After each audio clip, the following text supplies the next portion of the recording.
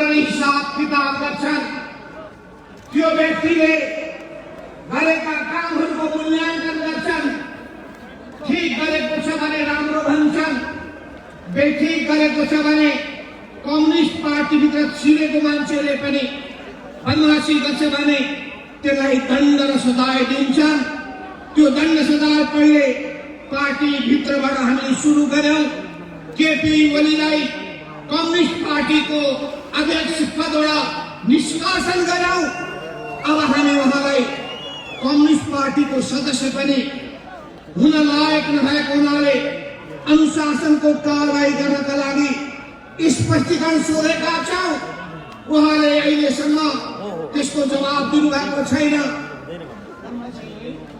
म त अहिले भर्खरै आउँदैछु सुर्खेतबाट म आउँदैछु कर्णाली प्रदेशबाट आउँदैछु कतै चिठी आइहाल्यो कि जवाब आइहाल्यो कि भन्नु पनि लाग्यो कुरा पनि गर्न पाएको छैन हाम्रो अध्यक्ष कर्ण प्रचण्डसँग कर्ण नारायण काजी श्रेष्ठसँग कर्ण जयन खनालसँग त्यसैले सोधिहाल्यो कि आइहाल्यो कि कतै सुध्रेको कुनै कारण आएको छ कि गल्ती गरेको छु भनेर कतै स्वीकार गरिहालेका छन् कि कतै कतै माफी मागेका छन् कि कतै प्रतिसभाको विघटन गर्नु गलत हो त्यो पुनर्स्थापनाको निम्ति म पनि जुलुसमा सामेल हुन्छु भडक भनिहाले हुन् कि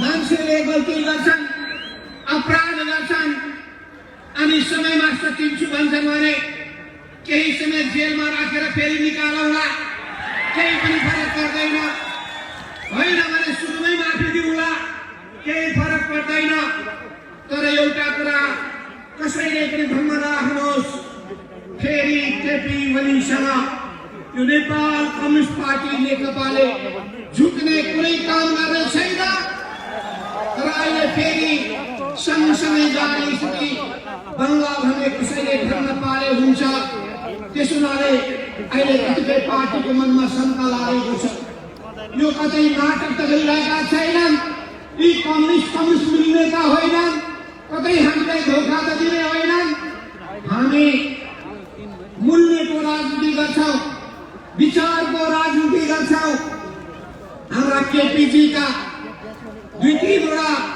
भूमिकाको अलग अलग मूल्याङ्कन गरौं पार्टी अध्यक्षको रूपमा उहाँले कस्तो भूमिका खेल्नुभयो पार्टीभित्र उहाँले कस्तो विधि बसाल्न खोज्नुभयो उहाँले पार्टीका सिद्धान्तलाई कसरी मिच्नुभयो पार्टीलाई कसरी मृत्युतुल्य बनाउनु भयो पार्टीलाई कसरी कागजमा समेत झन्डै झन्डै पार्टीलाई सिद्ध्याउने काम कसरी गर्नुभयो त्यसको एउटा समीक्षा गरौँला प्रधानमन्त्रीको रूपमा उहाँले यो देशलाई कसरी भ्रष्टाचारको दिशामा लगाउनु भयो जनताका समस्यालाई कसरी व्यवस्था गर्नुभयो ती विषयहरूमा कसरी छलफल गर्न चाहनु भएन त्यसको बेग्लै समीक्षा गरौँला अनि उहाँले संसदलाई कसरी व्यवस्था गर्नुभयो आफ्नै संसदीय दललाई कसरी अवमूल्यन गर्नुभयो त्यसको पनि छुट्टै मूल्याङ्कन समीक्षा गरौँला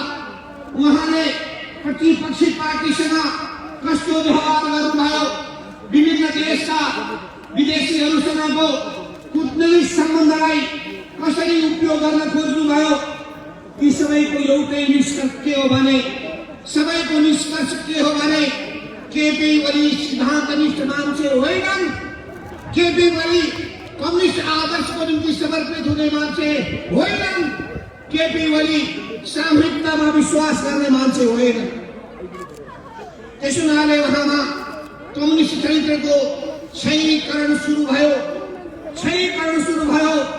म यहाँ देखिरहेको छु 2 नंबर प्रदेश से लोकसभा आया है अपने सबके हम क्रांतिकारी लाल सलाम कर रहा छी सारा प्रदेश की रहेको छ यहाँ त्यसै गरी सबै ठाउँमा देख्ने हो भने सबैले मूल्याङ्कन गरिरहनु भएको छ यी सबै पूर्ण मूल्याङ्कन गरौँ संविधानलाई कसरी मिच्नु भयो संविधानका धाराको अध्ययन गरौँ धारा 85 पढौँ धारा 76 पढौँ 76 को 1 र 2 पनि हेरौँ, 76 को 7 पनि हेरौँ। धारामा टिक्न नसकेपछि, संविधानको प्रावधानमा टिक्न सकेपछि हाम्रा ओलीजीले के गरे थाहा छ? धाराको उल्लेखै नगरिकन राष्ट्रपतिका चिठी पठाएका रहेछ। सर्वोच्च अदालतमा पो पोल खुलेछ। सर्वोच्च अदालतमा गएको चिठीको पोल खुलेछ। हतार हतारको चिठी गायब पार्न खोजिएको छ रे भन्ने हल्ला मैले सुनेको छु।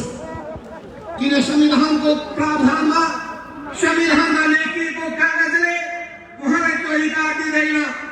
उहाँले पछि राष्ट्रपतिको नामबाट जुन सूचना जारी गरिएको छ राष्ट्रपति कार्यालयबाट, यहाँ के लेखिएको छ भने नेपालको संविधानको धाराको साथसाथै अर्को शब्द थपिएको छ, अन्तर्राष्ट्रिय अभ्यास। कुन अभ्यास भनेको? ब्रिटेनको अभ्यास भनेको ब्रिटेनमा 5 वर्षसम्म संसद विघटन गर्न पाउँदैन। अन्तर्राष्ट्रिय अभ्यासको कुरा गर्ने हो भने श्रीलङ्कामा मनपरी ढङ्गले विघटन गर्न पाउँदैन। त्यो अभ्यास खोजेको हो कि नेपालको अभ्यास चाहियो? नेपालको अभ्यास के थियो भने प्रधानमन्त्रीले आफू हिसाबले संसद विघटन गर्न थाले। त्यसमाले संविधान सभामा हामीले छलफल गर्यौं। समितिमा व्यापक छलफल भयो। समितिको रेकर्ड अहिले पनि ल्याउने हो भने सम्पत्ति समितिमा भएको बहसको अहिले पनि हामी रेकर्ड सुन्ने हो भने त्यसमा के लेखेको छ भने अबदेखि नेपालमा कुनै पनि बहुमत प्राप्त गरेको प्रधानमन्त्रीले या प्रधानमन्त्री नियुक्त नगरेको अवस्थामा बाहेक त्यो स्थिति मात्रै हो, होइन बहुमत प्राप्त गरेको प्रधानमन्त्रीले संसद विघटन गर्न पाउने छैन प्रश्न लेखेको छ। त्यसैले यो प्रधानमन्त्रीको कदम गैर संवैधानिक हो। गैर संवैधानिक मात्र होइन, यसलाई हामी भन्छौँ संवैधानिक कु हो। यो कु हो। पहिले सुन्थ्यौँ हामी राष्ट्रपतिले कु गरेर, हामी सुन्थ्यौँ हामी अरू असंवैधानिक तत्त्वले कु गरेर। अहिलेका निर्वाचित व्यक्तिले नै संवैधानिक कु गरेका छन्। संसारमा निर्वाचित व्यक्तिहरू पनि तामासा हुँदा रहेछ। हिटलरको बारेमा तपाईँलाई थाहा छ होला। किन चुनाव लडाएका थिए? चुनाव लडाइसकेपछि उनमा अहङ्कार बढ्न थाल्यो। जम्मैलाई उनले पेल्न थाले, एकलौटी गर्न थाले, तानाशाही लाग्न थाले। अनि उनको कारणले युरोपमा 2 करोड भन्दा बढी मानिस मारिए। केपी ओली त्यही हिटलरको बाटोमा हिँड्ने हिटलरी नाजीवादका नेपाली संस्करण हुन्। त्यसैले यिनका विरुद्धमा हामी जानु पर्छ। हिटलरी नाजीवादका नेपाली संस्करण केपी ओली के यहाँ नेपाली जनता तपाईँसँग डराएर थरथर कामेर अनि तपाईँका सामु नतमस्तक हुन्छन्? हुँदैनन्। तपाईँका कोही दास छैनन्। हामी स्वाभिमानी नेपालीहरू आफ्नो भाग्यको फैसला हामी आफैले गर्न सक्दछौँ र गरेका पनि छौँ।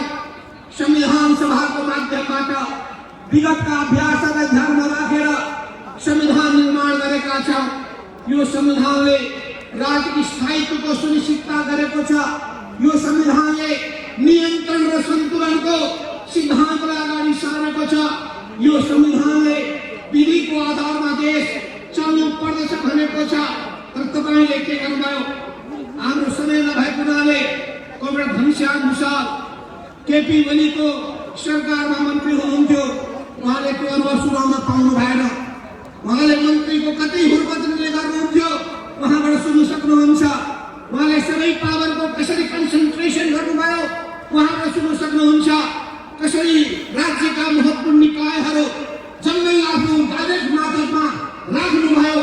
ती सबैबाट केपी ओलीको तानाशाही स्वरूपलाई, निरङ्कुश तन्त्रलाई, एकाधिकारवादलाई तपाईँ बुझ्न सक्नुहुन्छ। हामी एकाधिकारवादको विरुद्धमा छौँ। हामी चाहन्छौँ प्रत्येक व्यक्तिहरू संविधानको अधीनमा, कानुनको अधीनमा, पार्टीका प्रत्येक व्यक्तिहरू पार्टीको विधानको अधीनमा रहन्। तर केपी ओली विधानभन्दा आफूलाई माथि ठान्ने, आफूलाई सर्वेसर्वा ठान्ने नियम कानून को पालन नगर्ने यस्तो व्यक्ति वास्तवमा दुर्भाग्य भनौँ कम्युनिस्ट आन्दोलनमा छिरेछन्, पार्टीमा छिरेछन्। म सँगसँगै झन्डै 50 वर्षदेखि काम गरेका मान्छे, जहिले पनि हैरान मात्रै गर्ने, जहिले पनि दुःख दिने, मैले ठुम्याउने, मैले फकाउने, मैले मिलाउने। गण प्रचण्डले पनि अब आफ्नो समयमा बोल्नु होला, उहाँको भाषण लगाइरहनु। उहाँले पनि त्यस्तै जहिले पनि बिहान बोलाएको छ बालुवाटार हाजिरी गर्न जाने, बेलुका बोलाएको छ बालुवाटार हाजिरी गर्न जाने, राति 10 बजे बोलाएको छ बालुवाटार जाने। हामीलाई त दिक्कै लाग्छ। अनि उहाँले पहिले मिलाऊ, सम्झाऊ, मिलेरै जाऊ, धेरै कोसिस गर्नु। हामीले पनि धेरै कोसिस गर्यौं, तर उहाँको आदेश पालन नगरेसम्म उहाँ नमान्ने र आदेश पालन गर्न लगाउने र आदेश पालन नगर्दाखेरि उहाँले पार्टी सिस्टम जम्मै भत्काउने काम गर्ने यस्तो चरित्रको मान्छे हुनुहुँदछ। त्यस हुनाले मानिसको चरित्र कस्तो छ भन्ने कुल कुरा हो। उसले कस्तो प्रवृत्तिहरू अपनाएको छ भन्ने कुरा प्रमुख हो। राम्रा कुरा छन्, राम्रा कुरालाई राम्रो भन्नुपर्छ, नराम्रा कुरा छन् त्यसको आलोचना गर्नुपर्दछ। र पार्टी सिस्टम भनेको के हो भने प्रत्येक नेतालाई निगरानी गर्छ, पार्टीले सरकारलाई पनि निगरानी गर्छ, पार्टीले प्रान्तीय प्रदेश सरकारलाई पनि निगरानी गर्छ, पार्टीले नगरपालिकामा कस्तो काम भइरहेको छ त्यसको पनि निगरानी गर्छ। तर केपी ओली अध्यक्ष भएसम्म पार्टी पनि चलेन, कहीं पनि निगरानी भएन, कहीं पनि मूल्याङ्कन भएन। र यो मुलुक साँच्चै भन्नुहुन्छ भने केपी ओलीका गफले मात्रै, गफ र उखान टुक्काले मात्रै चलिरहेको छ। जनतालाई झुटा आश्वासन धेरै बाँड्ने हामी भन्ने गर्दछौँ। आश्वासन कम बाँड्नुहोस्, काम गरेर देखाउनुहोस्। हामी भन्ने गरेका थियौँ सम्भव भएका कुरा मात्रै गर्नुहोस्, यो सम्भव नहुने कुरा नगर्नुहोस्। भाइ पछि 10 वर्षपछि हुने कुरा को निम्ति अहिले ठुल्ठुला वचनहरू नदिनुहोस्, अहिले गर्न सकिने काम गर्नुहोस्। अहिले कोरोनाले जनता पीडित छन्, त्यो पीडित जनतालाई कसरी हामी रोगबाट मुक्त गर्न सक्छौँ। हामीले भन्यौँ भोकले मानिस पीडित छन्, ती मानिसलाई कसरी सम्बोधन गर्ने त्यसमा ध्यान दिउँ। हामीले भन्यौँ महिलामाथि बलात्कार भइरहेको छ, त्यो बलात्कारको घटनालाई, त्यस्ता प्रवृत्तिलाई कसरी रोक्ने हो त्यसमा छलफल गरौँ। हामीले भन्यौँ किसानहरू आफ्नो जायज मागको निम्ति उठिरहेका छन्, तिनीहरूको समस्यालाई सम्बोधन गरौँ। हामीले भन्यौँ बेरोजगार युवाहरू छन्, रोजगारीको व्यवस्था के गर्न सकिन्छ त्यस बारेमा छलफल गरौँ। हामीले भन्यौँ विदेशमा बस्ने नेपालीहरूको वियोग भइरहेको छ, त्यस बारेमा छलफल गरौँ। केपी ओली कुनै पनि कुरामा छलफल गर्न तयार हुनु भएन। उहाँ अत्यन्तै एकलौटी ढङ्गले चल्न चाहने मान्छे, प्रशंसाको भोग राख्ने मान्छे, यस्तो मान्छेबाट हामी आजित भइसकेका थियौँ, हैरान भइसकेका थियौँ। तपाईँले एक घटना सम्झनुहोस्। बैठक बसेका छ बालुवाटारमा, कुरेर बसेका छौँ हामी। अब ओलीजी आउलान् भन्यो, ओलीजीले त्यहीँबाट आदेश दिन्छन्। अब आजको बैठक सिधै क्यान्सिल भएको छ, बैठक बस्दैन। आदेश सारा नेता बसेका छन्, स्थायी कमिटीका नेताहरू। बैठक उनले खारेज भनेपछि खारेज हुने, उनले बस्ने भनेपछि बस्ने। अनि प्रचण्डकोबाट फेरि कुद्दै जाने, उहाँको निवासमा, उहाँको ओछ्यानमा गफ गरेर बसिरहनुहुन्छ, तर बैठकमा आउन तयार हुनुहुन्न। त्यसो भए हामीले उहाँले प्रचार गरे जस्तो यो कुर्सीको लडाईँ झगडा गरेका होइनौँ। उहाँले प्रचार गरे जस्तो यो कुर्सीको तान होइन। उहाँले झुक्क्याउनका लागि भने जस्तो मलाई घेराबन्दीमा गरे, मलाई अप्ठ्यारो पारे, मेरो हुर्मत लिए, मलाई काम गर्न दिएनन्, मेरो हात खुट्टा बाँधे, यो सबै गलत कुरा हो। उहाँले राम्रो काम गर्दाखेरि हामीले राम्रो भनेका छौँ, नराम्रो कामले गर्दा जनतामा धेरै आलोचना आएपछि हामीले भन्यौँ कि जनताका कुरा सुनौ, जनताको आलोचना सुनौ, जनताको भनाइ सुनौ, अनि विरोधीले पनि राम्रो कुरा भन्छ भने त्यसलाई पनि ध्यान दिउँ। कुनै कुरा उहाँलाई पछेन, कुनै कुरा उहाँले पचाउन सक्नु भएन। अनि उहाँले देख्नुभयो कि अब उहाँले मन पनि काम गर्नका लागि अब छुट पाउने अवस्था छैन। सबैले बुझ्न थाले पार्टीभित्र थोरै मान्छे त उहाँका आसेपासे पनि छन्, तर अधिकांश मान्छे बिस्तारै उहाँको भ्रमबाट मुक्त भए। 440 जनाको केन्द्रीय कमिटीभित्र 300 भन्दा बढी व्यक्तिहरू उहाँको रवैयामा आजित भए। उहाँको पक्षमा 100 जना।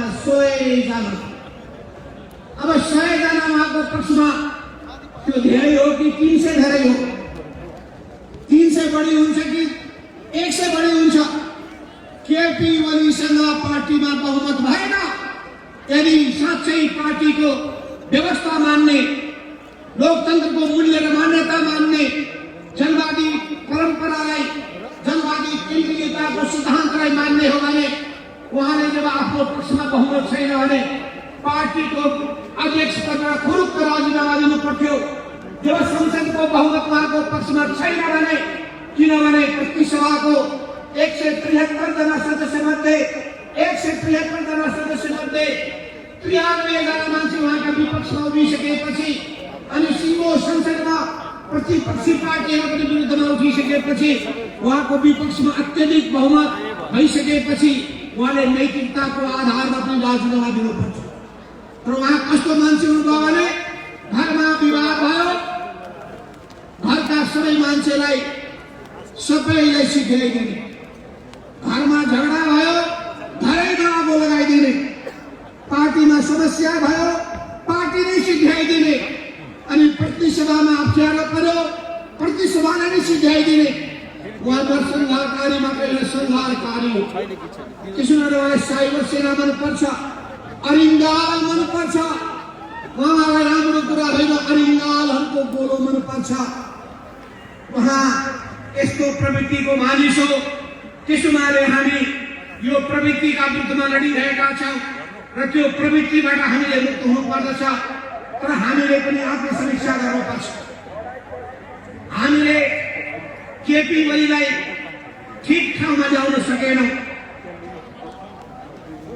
तपाईँलाई थाहा छ, पूर्व एमालेको 9 महाधिवेशनमा केपी ओलीको बारेमा हामीले के भनेका थियौँ?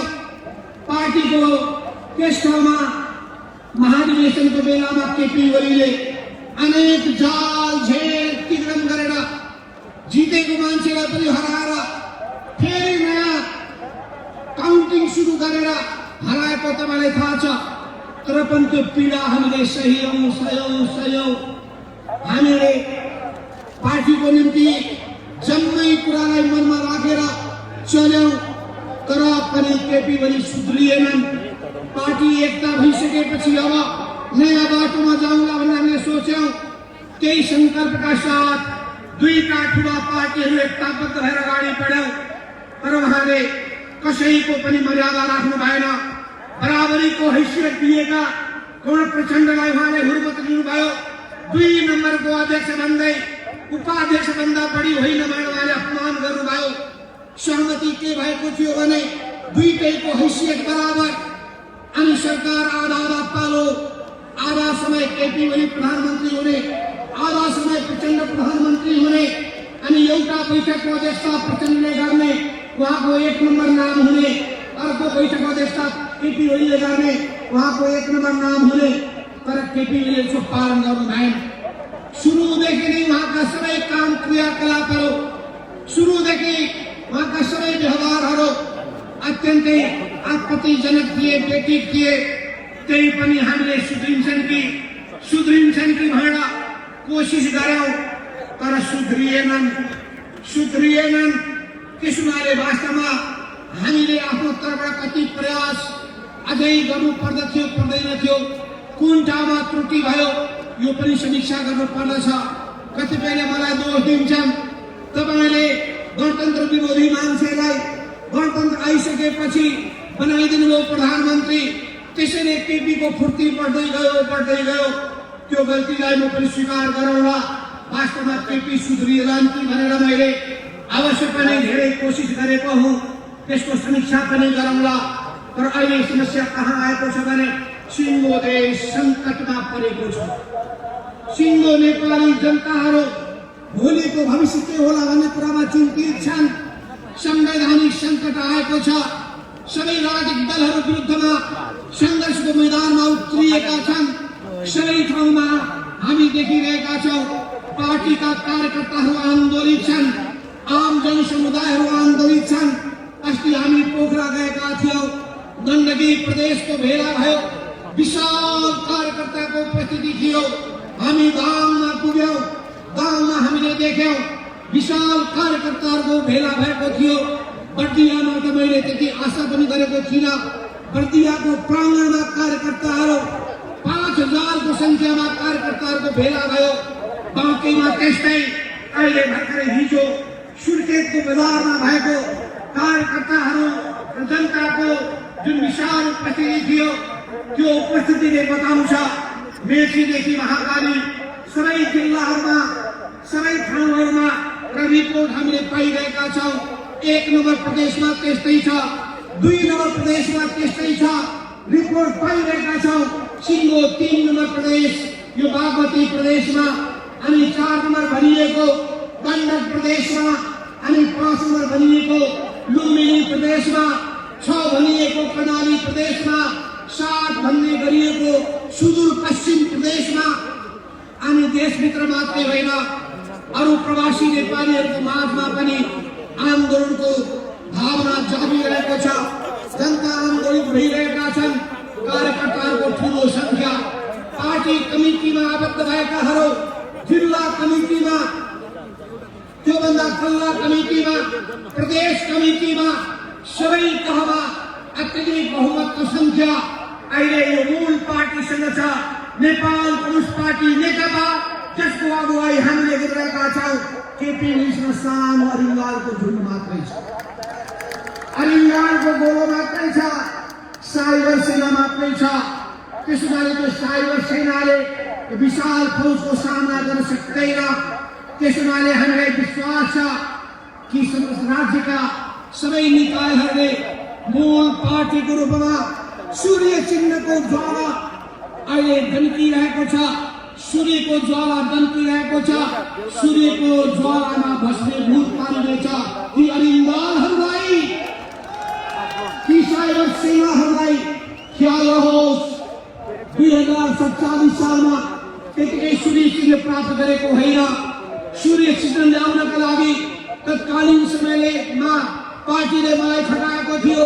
निर्वाचन आयोगमा गएर सूर्य चिन्ह ल्याउने मान्छे म यहाँ जिउँदै छु। त्यसो भएर यसको माया ममता कसैको छ भने हाम्रो छ। गणतन्त्र हामीले ल्यायौँ, गणतन्त्र प्रतिको माया ममता कसैको छ भने हाम्रो छ। संघीयता प्रतिको प्रतिबद्धता हाम्रो छ, माया ममता हाम्रो छ। केपी ओलीलाई छैन। समावेशिता प्रतिको माया ममता हामीलाई छ। आन्दोलनको मैदानमा रगत बगाउने योद्धाहरूलाई म सम्झिरहेको छु, ती घाइते योद्धाहरूलाई सम्झिरहेको छु, बेपत्ता परिवारलाई सम्झिरहेको छु। ती सबै योद्धाहरू जसले आजसम्म परिवर्तनको महान आन्दोलनमा आफ्नो जीवन बलिदान गर्नुभएको छ, आफ्नो जीवन समर्पित गर्नुभएको छ, उहाँहरूको योगदानलाई म सम्झिरहेको छु। र म भन्न चाहन्छु सबै पार्टीहरूलाई, सबै लोकतान्त्रिक पार्टीहरूलाई, तपाईँ हामी एकताबद्ध भएर अगाडि बढौँ। नागरिक समाजलाई म स्वागत गर्न चाहन्छु, धन्यवाद दिन चाहन्छु। तपाईँले घचघच्याउनु भयो हामीलाई।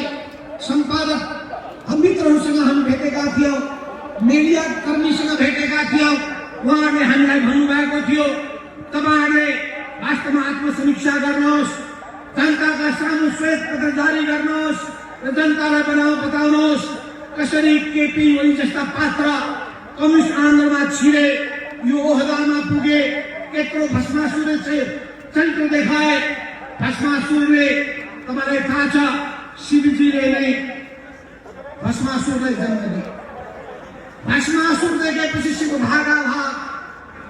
भस्मासुरले आफूलाई आशीर्वाद दिने शिवलाई नै भस्म पार्न खोजे। अन्तमा के भयो थाहा छ? शिवजीले भस्मासुरलाई भस्म गरिदिए।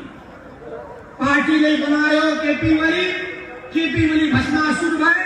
अब त्यही पार्टीले केपी ओलीको भस्मासुर प्रवृत्तिलाई समाप्त पार्नेछ। त्यसैले तपाईँहरू यही पार्टीको पक्षमा दृढताका साथ उभिनुहोस्। प्रतिस्पर्धाको पुनर्बहाली हुनेछ। त्यसै गरी हाम्रो पार्टी मूल पार्टी नेपाली जनताको माझमा जानेछ र हामीले समाजवादको कार्यक्रम ल्याउनेछौँ। त्यो कार्यक्रम हामीले घोषणा पत्रको माध्यमबाट सार्वजनिक गरिसकेका छौँ। त्यसको पनि समीक्षा गर्नेछौँ र कसरी आम जनताको हितका निम्ति, आम जनताको दुःख कष्टलाई अन्त्य गर्नका लागि, शोषण उत्पीडनलाई समाप्त पार्नका लागि, सबै खालका विभेदलाई अन्त्य गर्नका लागि, कसरी जनताको जीवनलाई सुखी बनाउनका लागि, कसरी सबै खालका महिला हिंसालाई अन्त्य गर्नका लागि, दलितमाथिको अत्याचारलाई समाप्त पार्नका लागि, मधेसी हुन् या मुस्लिम हुन् या थारू समुदाय हुन्, आदिवासी जनजाति हुन्, अपाङ्ग या सर्वरूपमा अपाङ्ग भएका ती सबै व्यक्तिहरू हुन्, ती सबै दुखी गरिब जनताहरू हुन्, बेरोजगार युवाहरू हुन्, पढ्न पाएका ती विद्यार्थी भाइ बहिनीहरू हुन्, ती सबै पुराना हाम्रो देशमा नागरिकहरू हुन्।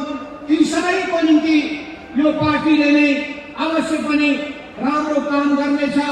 भएका कमी कमजोरीलाई सुधारेर आगामी दिनमा हामी फेरि केपी ओलीको भस्मासुर प्रवृत्तिलाई परास्त गरिसकेपछि नयाँ शक्तिका साथ, नयाँ ऊर्जाका साथ, नयाँ संकल्पका साथ हामी अगाडि बढ्ने बाचा कबूल गर्दै म फेरि तपाईँलाई क्रान्तिकारी लाल सलामको अभिवादन गर्दै आफ्नो मन्तव्य यही अन्त्य गर्न चाहन्छु।